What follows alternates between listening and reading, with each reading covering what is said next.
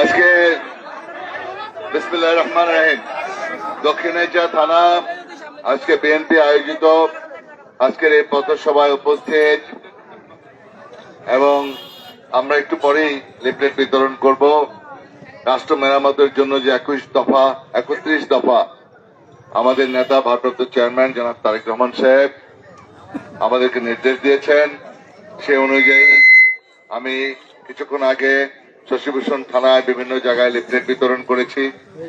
এখন দক্ষিণাইচা থানায় আমি একটু পরেই আপনার বাজারে লিফলেট বিতরণ করব রাষ্ট্র মেরামত করার জন্য। 31 দফা দাবি নিয়ে এসছি, আমি জনগণের কাছে দিব। ইনশাল্লাহ আগামীতে যদি আমরা ধানের শীষে আপনারা বিজয়ী করেন, রাষ্ট্রীয় ক্ষমতায় যদি বিএনপি আসে, তাহলে 31 দফা যেটা আপনাদের কাছে আমরা হাজির করেছি সেই দফা আমরা ইনশাল্লাহ পূরণ করব।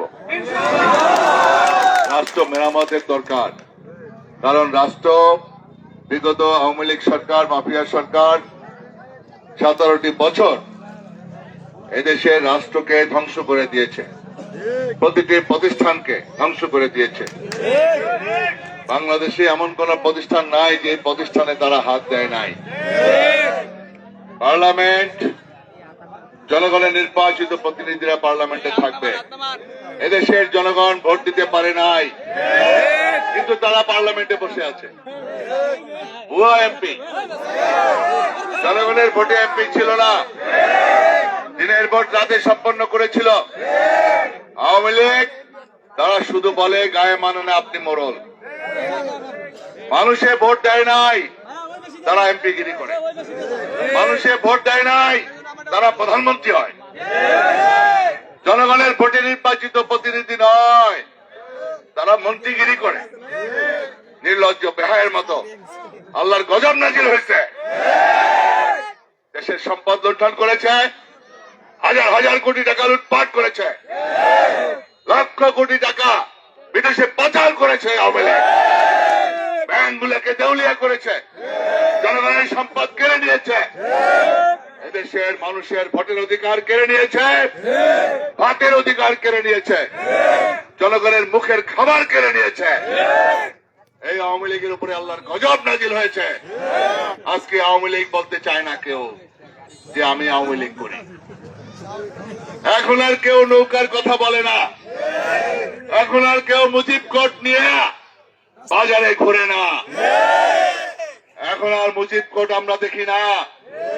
এই আওয়ামী লীগ শুধু নিজেদের বাংলাদেশকে মনে করেছিল বাপদাদার তাল্লুক, ওদের বাপদাদার সম্পত্তি মনে করেছিল। এই আওয়ামী লীগ হিন্দুস্তানের দালালি করেছে, ভারতের দালালি করেছে। এই জন্য আমরা স্বাধীনতা হারি নাই। এদেশের জনগণ 30 লক্ষ শহীদের বিনিময়ে দেশের স্বাধীনতা, আমাদের প্রিয় নেতা বিএনপির প্রতিষ্ঠাতা চেয়ারম্যান আমাদের শহীদ রাষ্ট্রপতি জিয়াউর রহমান দেশের স্বাধীনতার ঘোষণা দিয়েছিলেন এবং প্রত্যক্ষভাবে মুক্তিযুদ্ধের নেতৃত্ব দিয়েছিলেন। আমরা গর্ববোধ করতে পারি।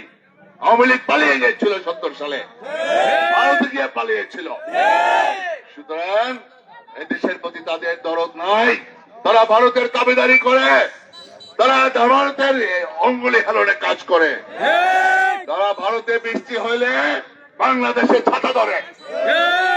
এই আওয়ামী লীগকে বাংলাদেশের জনগণ বয়কট করেছে। জুলাই আগস্ট আন্দোলনের মধ্য দিয়ে আওয়ামী লীগকে বিতাড়িত করেছে, আওয়ামী লীগ পালিয়ে যেতে বাধ্য হয়েছে। সুতরাং আমরা আজকে অন্তর্বর্তীকালীন সরকার প্রতিষ্ঠিত হয়েছে, 5 মাস অতিবাহিত হয়েছে। আমরা ইনশাআল্লাহ অন্তর্বর্তীকালীন সরকারের কাছে আমরা আবেদন করতে চাই, এই জনগণের ভোটের অধিকার ফিরিয়ে দেওয়ার জন্য, গণতন্ত্রের জন্য যে আমরা লড়াই করেছি, আমরা ভোটের জন্য লড়াই করেছি। আমার ভোট আমি দিব, যাকে খুশি তাকে দিব। আমরা সেই ভোটের আদায় করার জন্য আমরা আন্দোলনে রয়েছি। দীর্ঘ 17টি বছর আমরা হাজার হাজার নেতা কর্মীকে আমরা হারিয়েছি। জুলাই আগস্ট আন্দোলনেও 4,000 কর্মীর ভিতরে প্রায় 500 কর্মী আমাদেরকে হত্যা করেছে আওয়ামী লীগ, শেখ হাসিনার পেটোয়া বাহিনী। তাই জুলাই আগস্টের আন্দোলনে বিএনপির সবচেয়ে বেশি ভূমিকা। আমরা আমাদের নেতা মাস্টার মাইন্ড, আমাদের ভারপ্রাপ্ত চেয়ারম্যান জনাব তারেক রহমান, তার নেতৃত্বে আমরা ইনশাআল্লাহ আমরা 17টি বছর আন্দোলন করেছি।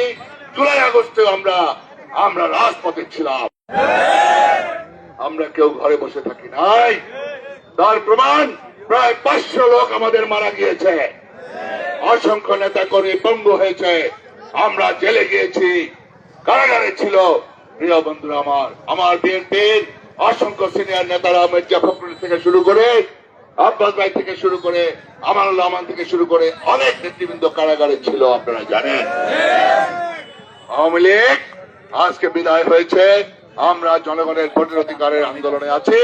ইনশাআল্লাহ অচিরে এই সংস্কারগুলো সম্পন্ন করে, যেগুলো খুবই জরুরি, আমাদের রাজনীতিবিদদের সাথে আলোচনা করে একটি সমাধান করে যত দ্রুত সম্ভব একটি সুষ্ঠু নির্বাচন সম্পন্ন করা, এটাই অন্তর্বর্তীকালীন সরকারের দায়িত্ব। তাহলেই সফল হবে।